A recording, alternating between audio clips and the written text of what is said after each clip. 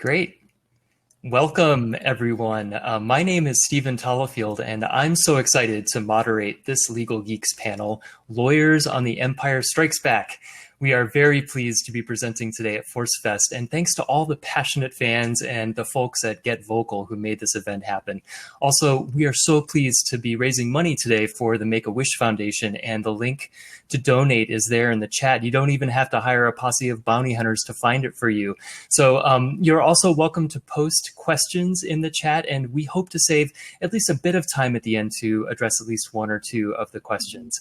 And without further ado, let's get started with our discussion of some fun legal issues in The Empire Strikes Back, which is 40 years old this summer, and which is one of the most highly regarded live action films in the entire franchise. So let's meet our team of attorney legal experts who will take turns introducing themselves. Looks like Nari, do you want to start?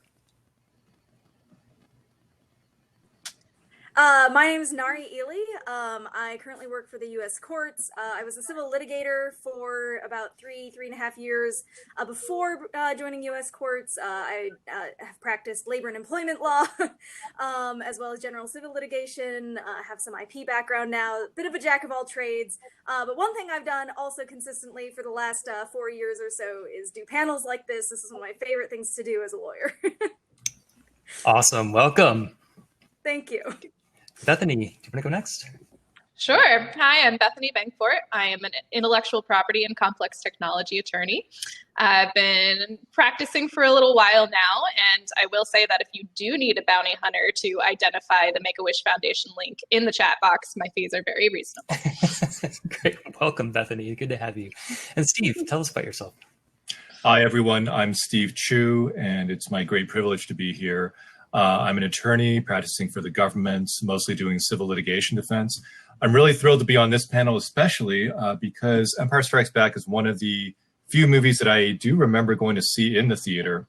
And I remember being in line and not knowing much about it, although I had seen Star Wars, of course, at the time. But I remember someone in line saying we were going to see The Empire Strikes Back. I remember getting a lot of the toys. And Christmas that year, I got this guy, Yoda, who at the time for younger me was a bit of a disappointment because I really wanted Luke with the gun and the lightsaber. So my mom thankfully rectified that, listened to my bratty whining, and got me this guy.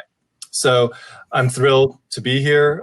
Star Wars has been something that has certainly defined my life and many folks in our generation. And I'm always happy to talk about this stuff. So thanks for having all of us. Great. Welcome. It's great to see you. And like I said, I'm Stephen Tollafield, and by day, I'm a professor of legal communication at UC Hastings College of the Law in San Francisco. But I'm so excited to moderate this panel of really exciting, geeky lawyers to talk about The Empire Strikes Back. So welcome, everyone. And let's just dive right in.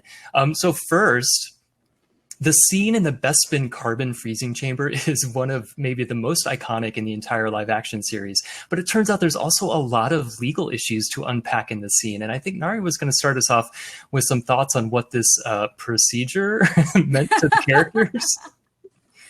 Absolutely. So kind of blowing right past the part where, this might be all kinds of crimes or even torture, which violates international law as well as U.S. law.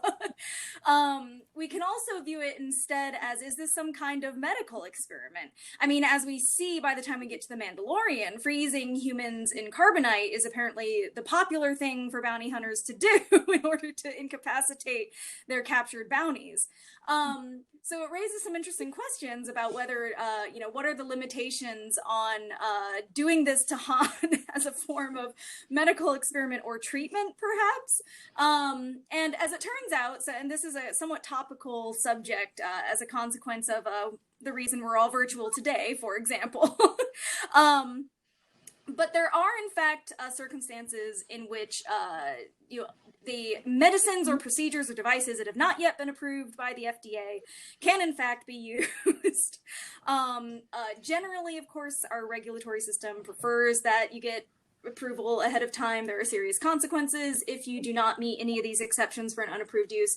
But without further ado, the criteria that come into play when determining whether or not you can go ahead and try something without a prior approval from the, I guess, Imperial Food and Drug Administration, Right. Yeah. would be, first of all, that it has to be, you're just using it this one time, and it's not part of a study. So this is sort of a rule to prevent people from backdooring their clinical studies through supposed emergency uses. The person, of course, has to be in an actual emergency. So there has to be a life-threatening condition or severely debilitating condition that they are suffering from. No standard treatment must be available. There can't be sufficient time for you to go to an institutional review board and ask for a pre-approval, basically, of this use. You still have to report it to that board, even if you don't have time within 5 days. And, I don't think Han really fits most of these. As far as I can tell, he is not in any does not have a life-threatening condition, unless, of course, that's being shot, imminent danger of being shot. And, of course, the biggest one here is that, no matter what's going on, whether it's a study, whether it's an emergency use of a medical procedure to save someone's life, there still has to be consent.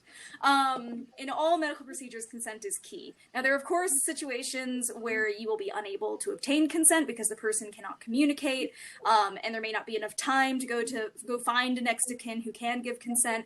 But even in those cases, that's really the only circumstance that you're allowed, and you have to get careful documentation to make sure that all efforts were made within the time that you had. So yeah, Nari, go ahead. Nari, do Jedi mind tricks count as consent? Technically this does not appear in the law, so I can't definitively tell you it doesn't. However, I'm going to take a guess that no reasonable jury or judge would find that tricking someone or hypnotizing them into consenting counts as genuine consent. Hey, it only works on the weak-minded. They probably wanted it anyway. But so yes, in this circumstance, there is no ethical or legal way to do this on Han, even if the Empire later tries to say this was a medical experiment.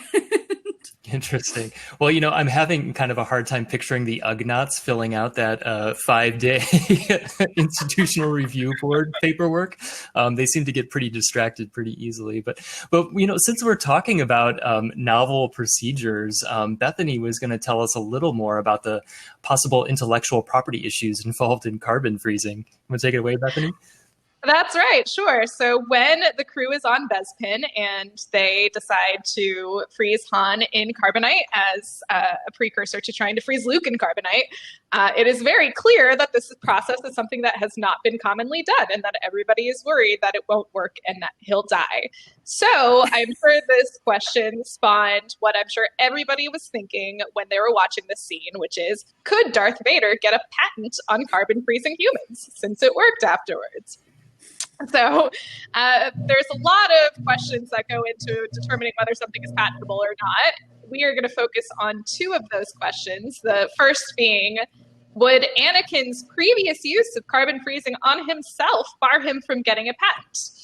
Now, under U.S. law, you are not permitted to get a patent if there is a prior invalidating public use, and that means any use of the invention by a person other than the inventor who is under no limitation, restriction, or obligation of secrecy to the inventor. So in the Clone Wars, in one of the episodes, Anakin and the gang decide that they are going to carbon freeze themselves in order to avoid life form detectors in order to get into the Citadel. Now, the question is, do the other people who join Anakin on this have an obligation of secrecy to him? Is this something that they are required to keep secret? Now, if I were Anakin's lawyer, I would probably argue that this was a military operation, even if there wasn't explicit secrecy there. Everybody understood that they were meant to keep this secret. And also that in doing so, Anakin was just, as the inventor, was just experimenting to see whether or not the invention worked, and that qualifies as the experimental use exception for public use as well. I think that if I were the person that Darth Vader was suing for patent infringement, which, it's going to be a whole other thing, then I would argue that the fact that Ahsoka saw the process being used and was under no obligation of secrecy to Anakin or anyone else and was able to replicate it on herself without anyone else being around, that is also an invalidating public use. Now, one of the interesting things about this is that just because something is kept secret or that other people can't see it doesn't mean that it's not invalidating public use. And one of the key cases for this is called Egbert versus Lipton. And in this case, a guy made a corset for his wife, and his wife was just going around wearing this corset. Nobody could see it. It was under her dress. I mean, maybe she had like a shapely figure, but that's all people could tell. And they held that this was an invalidating, or the courts held that this was an invalidating public use because she was just wearing the corset freely and had no obligation to her husband to keep it secret. So just because the situation was in a situation where nobody was seeing them use these carbon freezing detectors that SOCA accepted, that doesn't mean that they automatically win the case. Now, the second thing that we're going to discuss relating to patentability is whether or not freezing a human would have been obvious, meaning that you can't get a patent on it. And, you know, you have the carbon freezing chamber already, and you have people already. So the question is, would it have been obvious to combine the two and carbon freeze people? Now, two of the components of obvious are that you must have a motivation to combine the two prior art elements and a reasonable expectation of success in doing so. So the first question is, was there a motivation for trying to figure out how to freeze people? Like, why would you ever want to try to freeze people? So Nari, Steve, have any ideas? I have a couple of people in mind, I guess, but good or bad. You know, it's interesting though that there are some parallels, aren't there, to sort of cryogenic freezing of people now, where if someone is sick, or if they're just really wealthy and want to be revived later on, we have tried some cryogenic freezing. Isn't that kind of similar to what we're talking about here?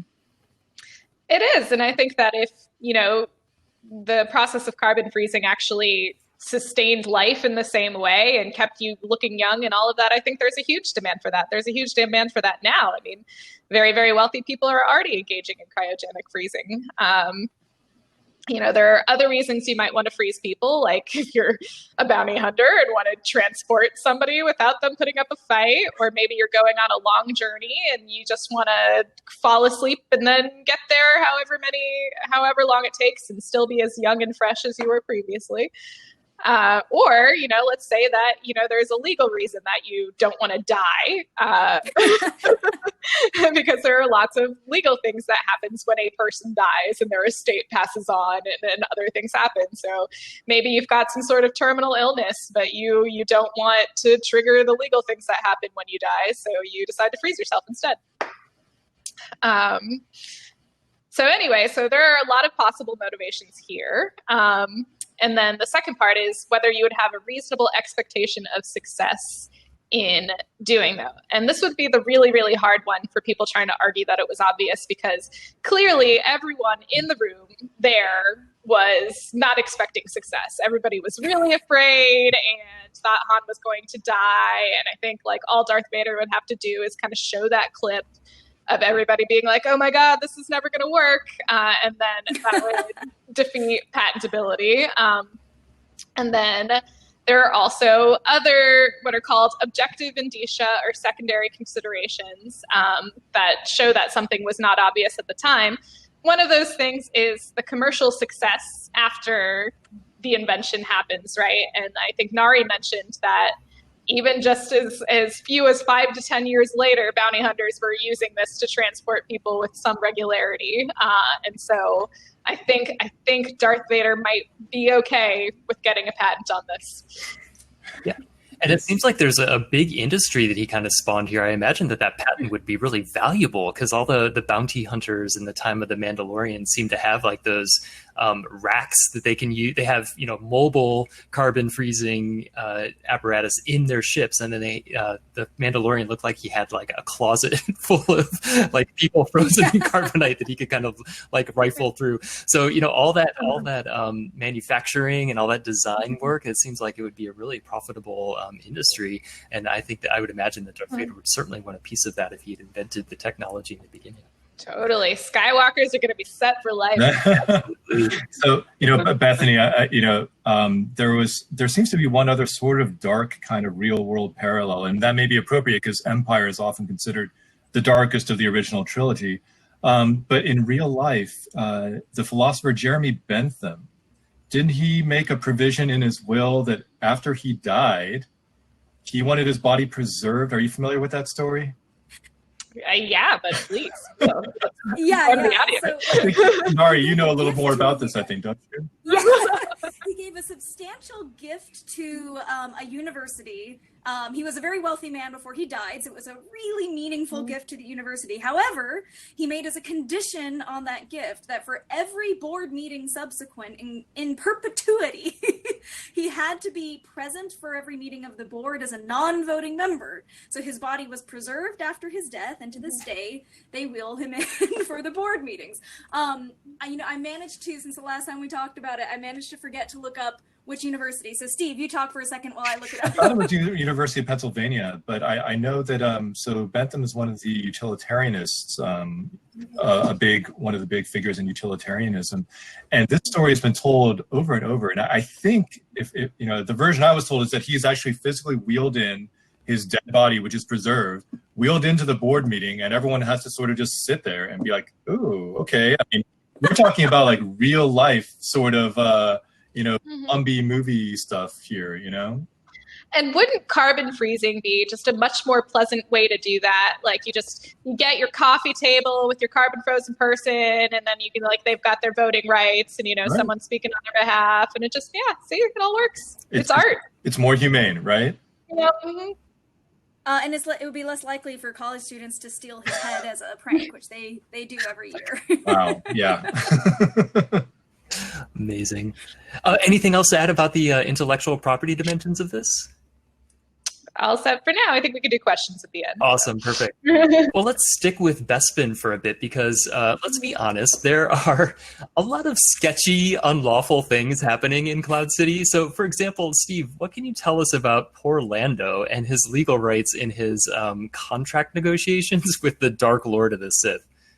So Lando Calrissian, the administrator of these facilities, as a kid watching this, and I think even now, when we first meet Lando, we're thinking, wow, who's this charming, smooth-talking guy running a business, small business owner, trying to make his life in the time of the Empire.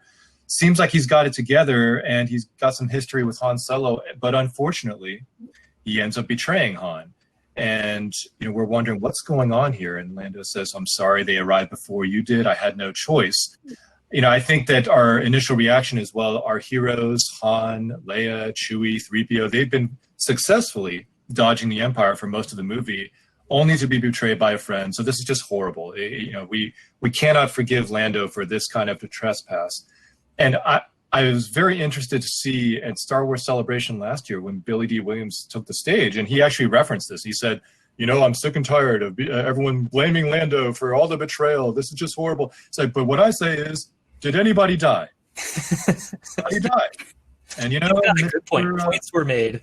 Sir William, Billy D. has a good point.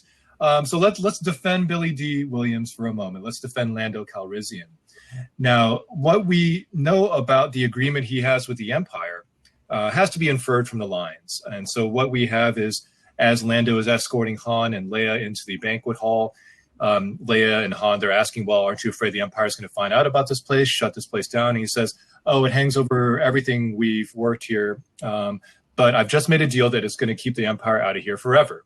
Opens the door, and there's Darth Vader. So what we know thus far is there has been some kind of a deal. And then later on, when Han is being tortured and Lando starts to try talking to Darth Vader, Lord Vader, and Vader just keeps ignoring him. And then Vader starts changing the deal. Lando doesn't do much. He clearly does not have a lot of bargaining power, which is a real issue in contract law. We can infer, I think, two reasonable things here. Number one is that there is no written agreement, no signed agreement. And that can be a problem. And then the second, of course, is there is uneven bargaining power. But as to the first question, so what we are talking about here is an oral contract.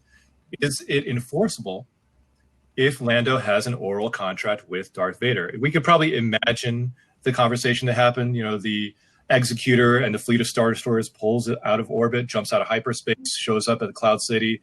Lando gets on the horn like, oh my God, what do you guys want? And Vader says, we demand that you help us ensnare these few fugitives that we are chasing it.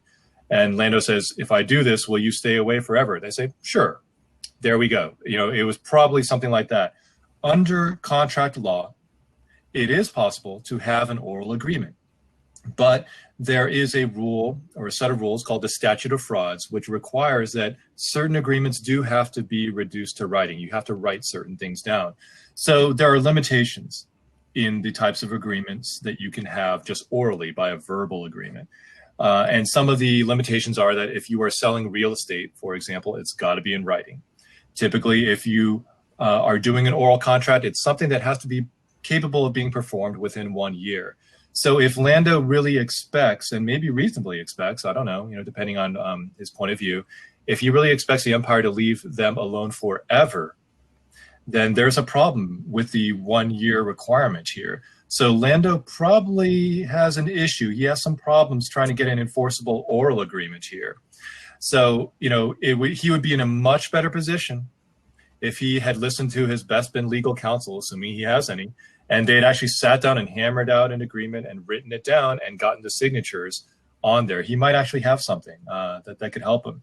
So that's just the first part, the oral contract. But then what about when Darth Vader starts changing the terms?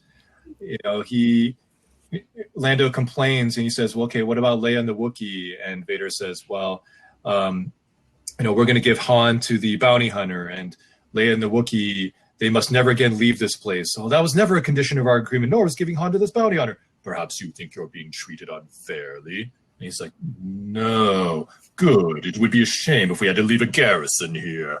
Well, what can Lando do? I'm sure that there probably were not very many people thinking, Lando needs to talk to a lawyer. Get your attorney on the phone, Lando, and file a lawsuit. Come on, let's drag the Dark Lord of the Sith into that courtroom and see how he does. Well, a couple problems there. Number one, and we were discussing this the other day, I don't know if we ever have actually had a room scene in Star Wars. There have been some trials. There was the trial of Ahsoka, towards the end of the Clone Wars, in front of the Jedi Council. But you didn't really have the system of courts, laws, judge, jury, etc. So query what kind of legal system is out there. Second, is there even a proper court to go to? In real life, contract disputes against the government go to a specialty court known as the Court of Federal Claims. Is there an equivalent, a Star Wars equivalent, the Imperial Court of Federal Claims? And if there is, I don't know. I think that the Empire is going to be on their home turf, and it's going to be very difficult to defeat them. And even if you do, what's to stop Vader and Palpatine from saying, we're just going to change that rule? Why should we listen to a judge telling us to do something that we do not want to do? I think Lando's going to be in trouble. The bottom line, I think, for Lando is, number one, if you're going to make an agreement with the Empire, get it in writing. And number two, always have a contingency plan. And he starts getting there when he betrays the Empire and gets his guards together and starts fighting back. I think when dealing with the Empire, one needs to keep in mind that you need to be ready to match force with force, unfortunately. Well, and I think it all goes to the fact that we all could just use a good lawyer, right, to help us navigate these contractual arrangements. Right. Might need to. You can't get a Jedi, get a lawyer, maybe, right? Yeah. Exactly. Well, so no discussion of The Empire Strikes Back would be complete without talking about its breakout stars, everyone's favorite scum and villainy, Boba Fett and the Bounty Hunters. So, Nari, any thoughts about the legality? Objection, defamation. How dare you? Truth is a defense. Well, I think, businessman. Bethany, I think you know how unlikely it is for you to get a prior restraint. So why don't I go ahead and talk about this and you can sue me later?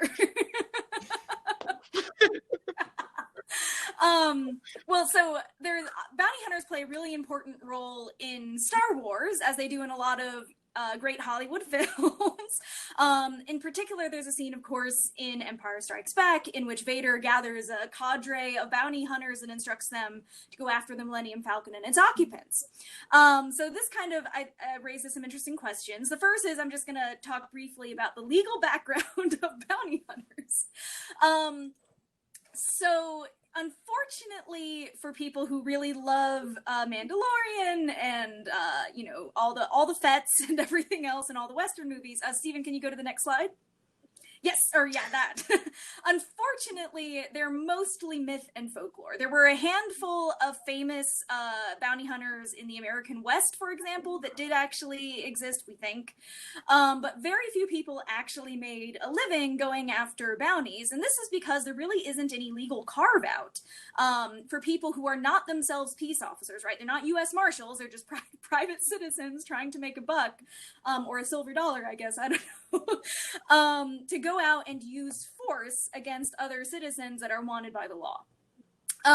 In reality, we actually do have bounty hunters in the US to this day, but again, because they do not have some kind of special privileges when it comes to trying to use force on other people, they're actually quite circumscribed. They mostly just are either people or people working for companies who specialize in tracking down and bringing bail jumpers to the law. So it's not really the Wild West where there's a wanted, FBI's most wanted, and there are bounty hunters out there, slinging guns and ready to go get the bad guy and bring them in. That is unfortunately not really the reality. Now, when it comes to this concept, though, of private citizens being able to arrest other citizens, there's actually, I just want to briefly mention, there is a really interesting history behind this. The concept of citizen's arrest existed in British common law going back at least to the 11th century.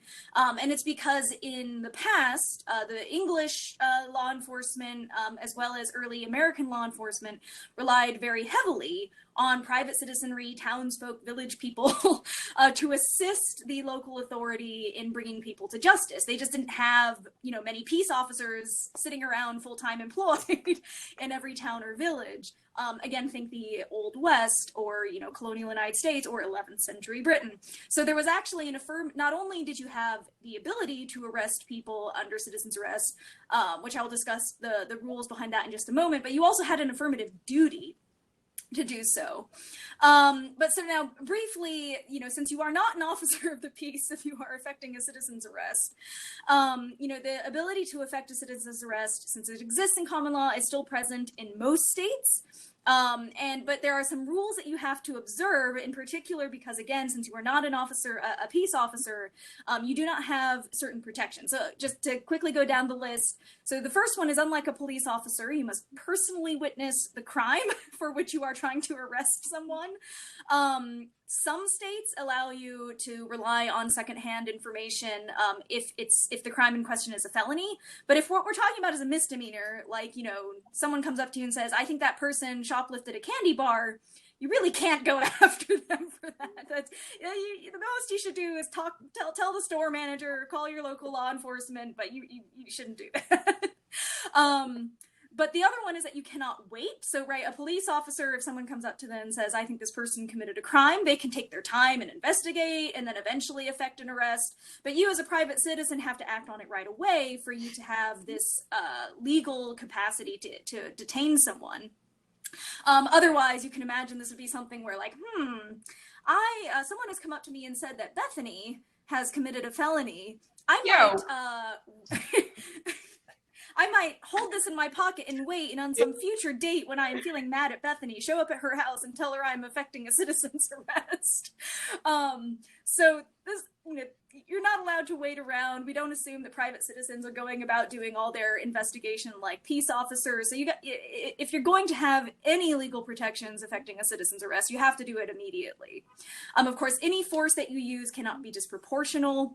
And this is particularly important because if you are in fact wrong, if I show up to arrest Bethany and she did not in fact commit a crime, you have no legal protections whatsoever. So ordinarily, if a police officer, an officer of the peace, arrests someone or searches someone, and they had probable cause or reasonable suspicion, but they turned out to be wrong, right? And this happens all the time. There's no constitutional violation. So, you can't sue them or something like that, or you could try, but you won't prevail. So long as they had those predicates. If a private citizen has those predicates, tries to detain someone and is wrong, they are open to all civil and criminal liability. So that could be, false arrest, false imprisonment. You might be guilty of assault because you may have used force in detaining them. So all of those things. So this is why, yes, technically in a lot of states, citizen's arrest still exists, but no, it is a really bad idea in almost all circumstances, because if you are wrong, you have absolutely no And this protection. is why I still let Nari into my house.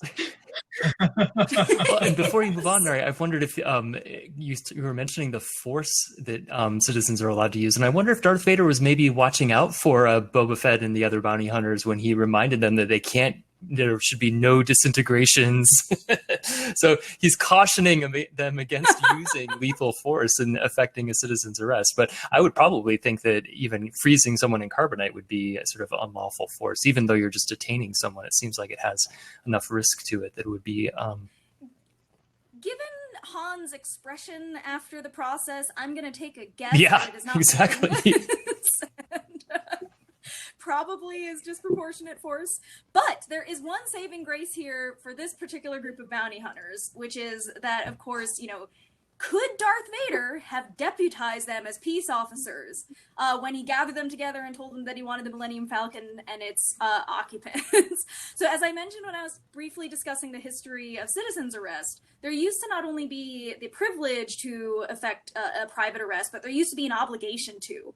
It was if your bailiff or your chief townsperson, I don't know, went around giving what was called the hue and cry. And if you were an able-bodied man, so Bethany, you and I would be off the hook at common law, I think. You had to respond and help and assist with bringing the person to the sheriff or to the nearest law enforcement. And in fact, this still exists in a number of states, since it is still part of the common law. Now, as any faithful watchers of the Legal Geeks might know, if something exists in common law, which we as Americans inherit from the British, you have to have some kind of affirmative written law, so like a statute or a constitutional provision, to override it. Otherwise, it's still there.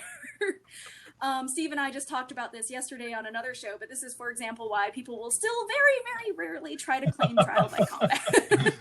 Because it's still technically in the common law. Now, some states have codified their mandatory or compulsory deputizing of private citizens. Some others have repealed those statutes or even written statutes to override the common law affirmatively. And this is because in the United States, at least, there is a bit of a dark history beginning at least in the 19th century before the Civil War, in which citizens of northern states were sometimes compelled under this deputization process to assist in bringing escaped slaves to quote-unquote justice. So there's good reason why a lot of states have started to get rid of these, also because we don't really need them anymore. We've got plenty of peace officers in full-time payroll, and it's not as necessary anymore. The one benefit, if you are, involuntarily or voluntarily deputized, like these bounty hunters might be by Darth Vader, is unlike when you're effecting citizens' arrests, you have all the same privileges and protections of being a peace officer. So you're in the world of, as long as you had the appropriate predicates, such as reasonable suspicion or probable cause, you're no longer going to be open to suit for, false imprisonment if you were wrong, or assault if you, had to hold someone until your fellow police officer got there. So, in this case, I think there actually is a strong case that Boba Fett and all of those motley crew was, in fact, deputized. I want to note, though, that the other bounty hunters who have been after Han in the past, since they do not appear to be deputized by the Empire and instead are, enlisted by mob types, probably don't have this protection. Let's hope not. Well, so since we're talking about the bounty hunters, any other thoughts on deputizing citizens, Nari? I think perfect. I think that's Great. all I got. No, not at all. So I was just, as we're talking about bounty hunters, I thought maybe we could shift focus to the bounty itself, the Millennium Falcon. And this, obviously, this hunk of junk causes our heroes no end of problems in Empire Strikes Back. Steve, do you think that the passengers and the owners of the Millennium Falcon may have any rights here? I think the short answer is probably not. It's going to be a very uphill battle for a couple of reasons that we can jump through here. Now, this is very memorable all throughout The Empire Strikes Back. On it looks like 3 occasions the Millennium Falcon's hyperdrive motivator, it malfunctions and they cannot jump into hyperspace, and thereby, flee and successfully get away from their pursuers. Millennium Falcon itself, as Luke Skywalker observes in the first movie in A New Hope, what a piece of junk. And Han says, well, she'll make 0.5 past light speed. She, made a lot of special modifications myself. She may not look like much, but she's got it where it counts. So he's made a lot of modifications. He and Chewbacca have made a lot of modifications to this YT 1300, freighter. So, but were people wondering when the Millennium Falcon keeps breaking down, Leia saying, should I get out and push? Is there a problem here? And was the Millennium Falcon just poorly built, poorly manufactured? Those last two are actually 2 different questions. When we talk about products liability cases for vehicles or things like this, there are 2 general sorts of defects we get. One is the defect in the design. That is before the item is built, when it's on the drawing board and people are designing how it will function, how it will fit together. If there is a design defect, then generally that would affect all of the items that are made from that particular class. The second would be that the design is okay, but then it was a manufacturing defect, in which, in that case, a person needs to prove generally that the item that we purchased was substantially different from the other items that are out there. So therefore, it's not a design problem, it's a manufacturing problem. And then there may be a lawsuit against the manufacturer in that case, instead of against the designer. So are either of these theories possible here? And the answer is, again, probably not. Let's talk about design defect first. As far as we know, the YT 1300 freighter rather, doesn't seem to generally malfunction. We don't hear about that in the Star Wars universe. All we hear about is the Millennium Falcon breaking down. So unless we can show that this class of freighter has a habit of just breaking down at the worst times, Han and Chewie are probably out of luck. They probably would not be able to pursue a lawsuit against the designers of the Millennium Falcon and that freighter class. So then what about the manufacturing defect theory? Can Han and Chewie instead say, well, ours happens to have some problems. Maybe the rest of the freighters in this class are okay, but we got a lemon. We have a bad copy, essentially. The problem with that is that if we are defending the manufacturers, I think the legal defense that we would level would be, well, hey, you guys have made a ton of modifications to the Millennium Falcon. How can we tell what is left in the Millennium Falcon are from your modifications versus what was there from the original manufacturer job? That would be very difficult. And so the chain of causation would be challenging to prove. Han and Chewie would need to get a great lawyer who could just connect all of the dots and say, well, Han and Chewie only messed with this part of the hyperdrive motivator. They never touched this section over here, which was the responsibility of the manufacturer. They would have to do that type of a surgical analysis to really have any chance of winning. The odds are definitely not in their favor. I think it would be very, very difficult. Now, one other interesting point, if we look at the sort of real world applications of this and real life analogs, what we get are vessels. Spaceships are often compared to naval vessels, sort of sailing on water, versus floating through space, cruising through space. There are some cases that talk about naval vessels where people have sued the manufacturers or the designers of naval war vessels for injuries that occurred, to crewmen or people who were on those ships. And the courts in those cases, in some of them at least, have pointed out that, well, yes, it is possible to raise a lawsuit against a manufacturer of a naval vessel. However, there are some limitations. One of them is that if you were going to bring a lawsuit against a vessel, the manufacturer of a vessel or the designer of a vessel, the vessel has to have been commercially available. That is, that you could purchase, anyone with enough money could just go out and purchase this type of a ship. That does seem to be true in Star Wars, but not in real life. We can't just go out and purchase a destroyer, a frigate, an aircraft carrier. They are generally not available for commercial purchase, and therefore these type of lawsuits fail on those grounds. So it's a tough hill that Han and Chewie would have to scale. And also, I think that, if we know Han's rogue personality, it's kind of hard to imagine Han consulting with a lawyer to begin with. I don't think that Han really is one to respect rules. He's really the one that typically flouts the rules. But I don't know. Did you guys have anything to add there? Well, I actually just wanted to, I saw that John asked a question, which is this covered under Admiralty law? And I just thought it's a useful time to clarify that. So although Admiralty law is a body of law governing, various issues at sea and private maritime disputes, it doesn't necessarily just mean everything that has to do with ships, right?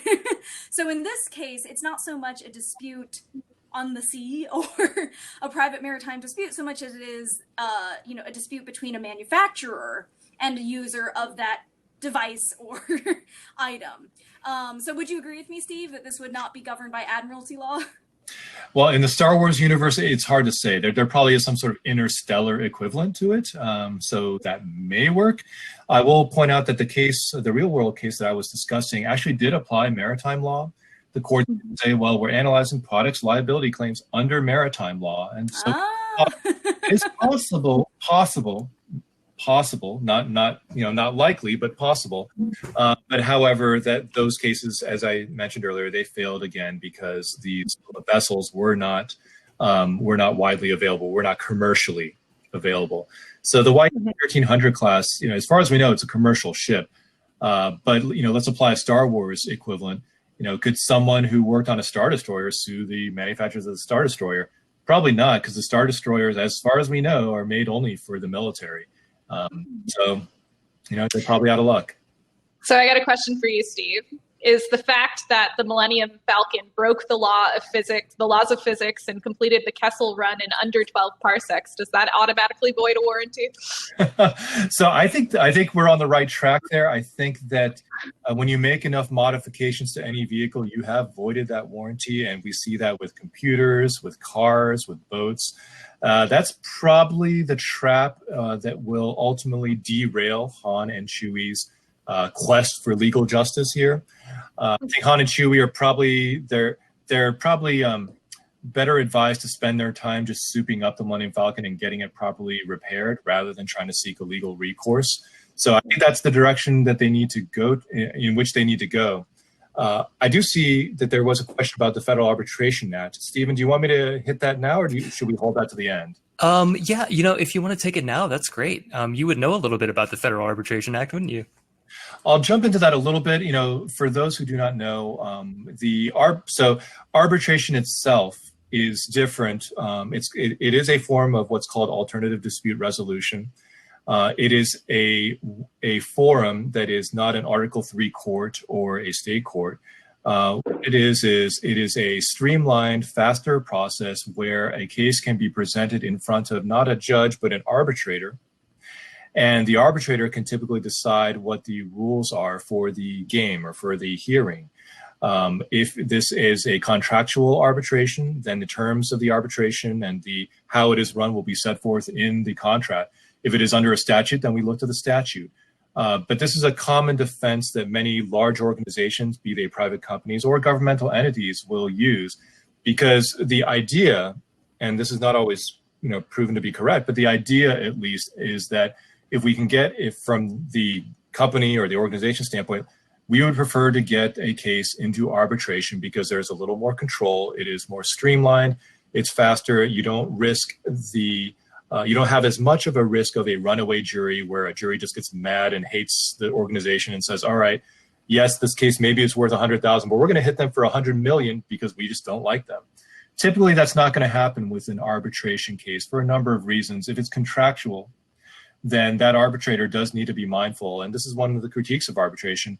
The arbitrator needs to be mindful that if they hit that employer or hit that large company with a huge award, that arbitrator probably will not be selected by that company to handle another case again. So there is that question of sort of the repeat business.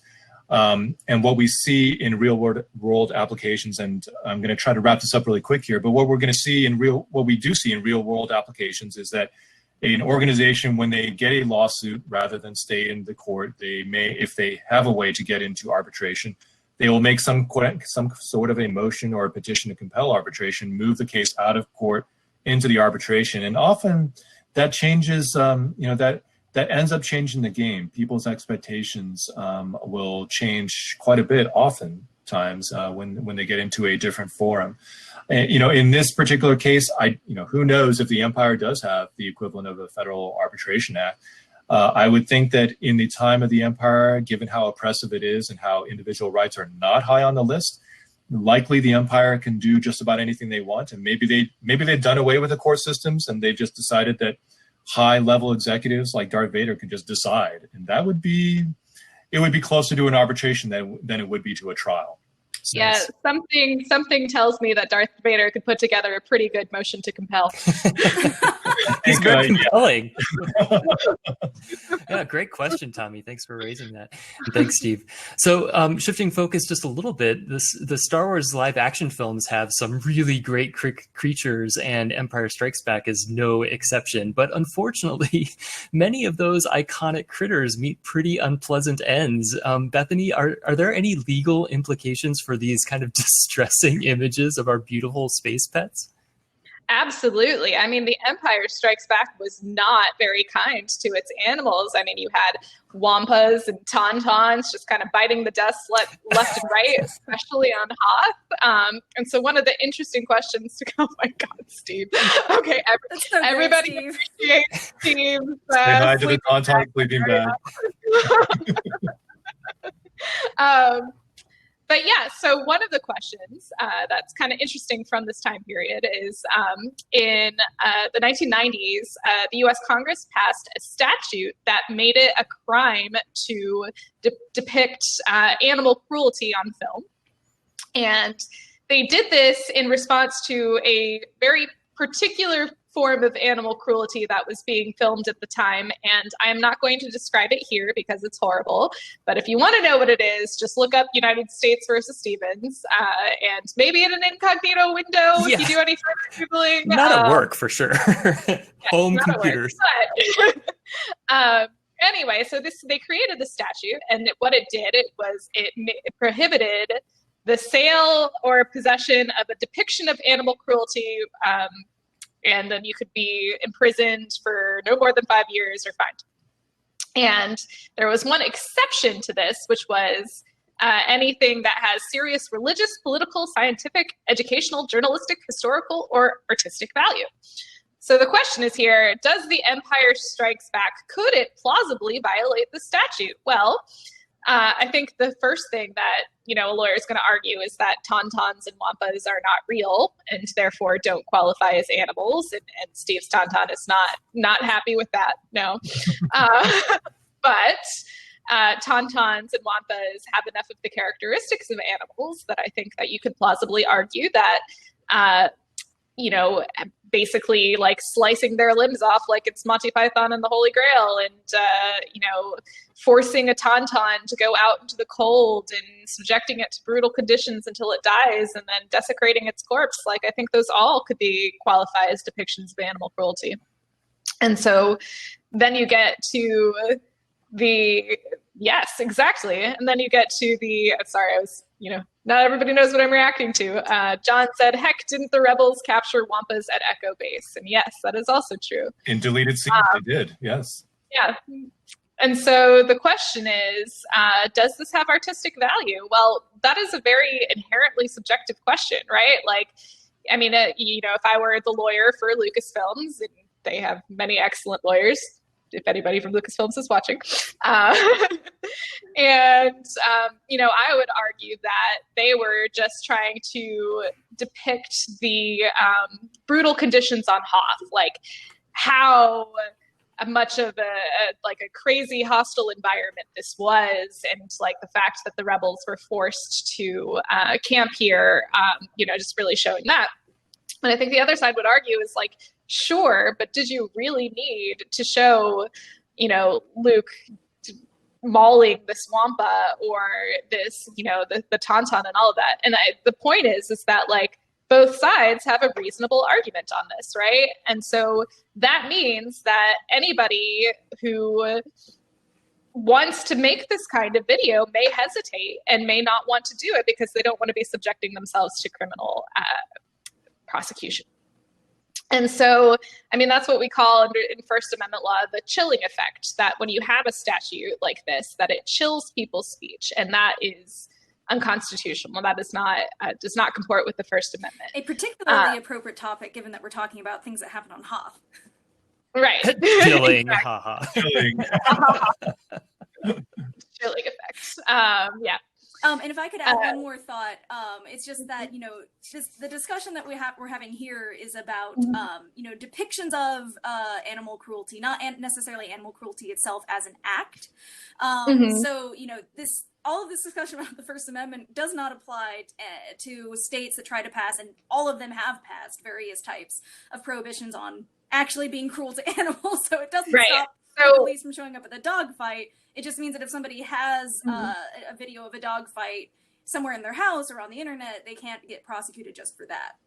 Right. So any of you who are planning on actually going and torturing wampas or tauntauns, you can't do that. So That's not. yeah. I assume the Empire has laws about that.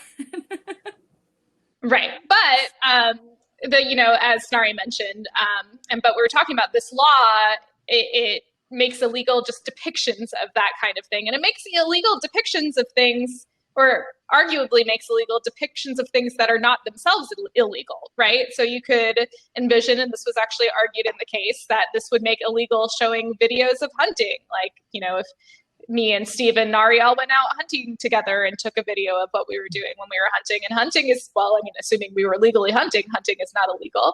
Bullseye womp rats, right? Right. And then the actual guy, so in this case, United States versus Stevens, Robert Stevens was prosecuted for, he loved pit bulls. He created videos about pit bulls and everything like that. He was prosecuted for both showing depictions of pit bulls fighting each other, and dog fighting is illegal in most states, but he was also showing videos of pit bulls that were attacking wild boar and other animals that were, ostensibly not illegal. And so the Supreme Court found that this statute was overbroad, and it criminalized a lot of conduct that, did not comport with the First Amendment, and that it was too vague and that the chilling effect was too great. However, there still exists a version of this statute that continues to make illegal depictions of the particular type of animal cruelty that I will not describe here. Thank you. Because I'm very sensitive, and I'm still not really over the tauntaun dissection. So, but I am relieved to hear that The Empire Strikes Back does not violate federal law. That's a relief. Well, so it currently does not. Yes. Yeah. And I'm sure to the relief of everyone who's watching this who owns a copy of it. Yes, exactly. Well, look, we have just about 7 minutes left, but Darth Vader, I wanted to get to, who does have this troubling tendency to accept apologies, quote unquote, from his subordinates. And Steve, do you want to just briefly add some thoughts about the troubling body count of subordinate that Vader racks up in the film? Sure. So, and, I invite anyone else to chime in here. One of the enduring, lasting images from Empire Strikes Back, I think, is that we actually feel a little bit of sympathy, at least some of us do, for the Imperial officers, because they are being driven really hard by Darth Vader, and he does not accept failure. He really just doesn't do very well with disappointment. Admiral Ozzel learns the lesson. Captain Nita, who apologizes, learns the lesson as well. There's poor Ozzel in the background, and Piet, you're about to get a promotion. I suppose that's great, but at what cost? And, isn't that going to be, could that be me someday? Piet is probably thinking to himself. Nari and I have talked about this a little bit. The concern here is, can the military enforce discipline? Can someone be punished for just, gross negligence or just, failing to carry out a mission? And the answer to that is yes. But can they be executed summarily for it? And the answer to that, I think, is a little more complicated, because the problem we get here is that there's just no due process. Yes, people discipline, right? And so I think, the U.S. Code of Military Justice, which I think is our closest analog here for discussing real-world law, is different from the rest of U.S. law. So, I think a lot of people who approach this in movies or other media assume that it must be drastically different. And there are some interesting differences, but of course the requirement of due process is baked into just about every aspect of the U.S. military code of justice, as well as just the same as the rest of our legal system. And so while technically there are circumstances that, or there are types of misbehavior or misconduct or offenses in the U.S. military code of justice that could incur a death penalty, you still have to go through a process. In the military, that's usually a court-martial. So for offenses above a certain degree, it's required that you get a court-martial. There are penalties that can be imposed below a certain amount. I think it's, a maximum reduction in pay, like a cap on the amount of pay that you could get cut or things like that, that are instead called, I believe, like non-judicial punishment. But a soldier always has the option of, even if a commanding officer says, I'd like to impose a non-judicial punishment on you, they have the option to demand a court-martial. Right. So in theory, you can demand a court-martial. A court-martial is required for every punishment that could be meted out. Now, in this case, I just want to point out that there is a provision of the U.S. Military Code of Justice, or Uniform Military Code of Justice, apologies, I was misstating that, misbehavior before the enemy. So, since Ozzel does in fact commit his great negligence in front of the enemy, you could maybe make this argument, because, neglect or disobedience or intentional misconduct, placing military property or units in jeopardy, okay, that might qualify. It says shall be punishable by death or as other such punishment, but it says or other such punishment as a court-martial may direct. So, I saw in the comments earlier some, I assume half-joking comments about how, the empire is the law. That, does in fact appear to be the case by and large. There just really isn't any due process as far as we can tell, and we as lawyers doing a legal panel on this are going to have some fun discussing, if there were due process. But this is a great example of the utter lack of due process. And in the few minutes I have left here, let me just let me argue the case now for Piet and Ozzel. Were we to represent the families of Admiral Ozzel, Captain Nida, the people who were killed mercilessly at the hands of Darth Vader for very little reason, I think our theme would be something like, these great officers gave their lives, dedicated their lives to service of a greater cause, the Empire, only to be just brutally terminated for a arguable violation that really did not rise to that level. Could we bring a civil lawsuit against the Empire, against the government? And the answer typically would be no. There is a real world equivalent, which is called the Ferries case, the Ferries Doctrine, which typically bars lawsuits by active duty service members or their families for injuries occurred during the line of duty. And the reasoning for that is that the courts do not want to interfere with the military chain of command. So it's a really a policy type of reason, and it is a bar to those type of lawsuits. So I'm trying to be mindful of the time here, Stephen. I know we wanted to leave a little bit of time for questions, but I don't know if we had any other thoughts on those issues, Nari or Bethany. I think you got a very good question. Yeah, so Jacob is asking, how does this fit into deputization, and how illegal would it be in the bounty hunter? I'm reading it now. If you have to get a license if a bounty hunter can be licensed by the Empire. Well, I think yes, but that's only if it's counting as they are being licensed as a peace officer, right? So as far, assuming again our proxy here is U.S. law, there is no method by which the law enforcement, any police department or federal law enforcement, could essentially hire as a contractor someone who is authorized to use deadly force in all the ways that police officers are, and have those commensurate protections where if they're wrong about something, it's a little difficult to sue them or bring them into court, a criminal court. So it would have to be a license that essentially constitutes making them an actual employee directly of the police department. Qualified immunity is a court-invented doctrine anyway. It doesn't actually exist in the law. It is. It's a very important one. Yeah, right. Well, gosh, there are so many legal issues in Empire Strikes Back, and thank you to our attendees today for raising some really good ones. We could geek out about all this all day, but I think this is about all the time we have. Thank you all for joining us, Legal Geeks. And if you liked this exploration of legal issues in The Empire Strikes Back, be sure to check out tomorrow's Force Fest Legal Geeks panel at 2 p.m., which is going to be This is the Law, Lawyers on the Mandalorian. Lastly, don't forget to donate to Make-A-Wish if you haven't already. And even if you have, donate again. Until next time, be well, stay safe, and may the law be with you.